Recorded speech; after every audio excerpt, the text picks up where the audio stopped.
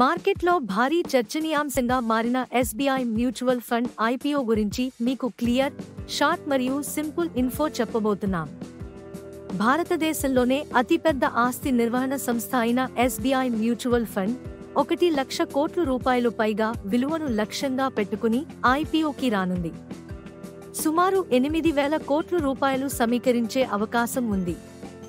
Listing మార్చి 2026కి ముందే జరగవచ్చు. ఎందుకు hot topic? SBI mutual fund AUM ఇప్పటికే 10 లక్షల కోట్ల రూపాయలు దాటింది. పెద్ద కంపెనీలకు ఎస్బీఐ ఇచ్చిన సడలింపులతో తక్కువ షేర్ డైల్యూషన్, ఎక్కువ విలువ సాధ్యమవుతుంది. ఐపీఓతో ట్రాన్స్పరెన్సీ పెరిగి రిటైల్ ఇన్వెస్టర్లకు మంచి యాక్సెస్ లభిస్తుంది. మాలికత్వం మరియు ఫండ్స్ వినియోగం. ఎస్బీఐ సుమారు 63% షేర్ కలిగి ఉంది, అమ్ముండి మిగతా వాటా. ఐపీఓ తర్వాత కూడా ఎస్బీఐ కనీసం 55% స్టేక్ను ఉంచుకోవాలని భావిస్తోంది. ఈ ఐపీఓ ద్వారా వచ్చే నిధులు టెక్నాలజీ అప్గ్రేడ్స్, కొత్త ప్రొడక్ట్స్, గ్లోబల్ విస్తరణ కోసం వినియోగించబడతాయి. రిస్క్ మరియు జాగ్రత్తలు.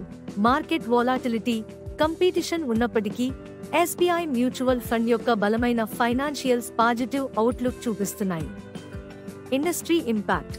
ఈ ఐపీఓ మ్యూచువల్ ఫండ్ సెక్టార్కు పెద్ద బూస్ట్ ఇస్తుందని రిటైల్ మరియు ఇన్స్టిట్యూషనల్ ఇన్వెస్టర్స్ ఇద్దరూ భారీగా ఆసక్తి చూపుతారని అనలిస్టులు అంటున్నారు.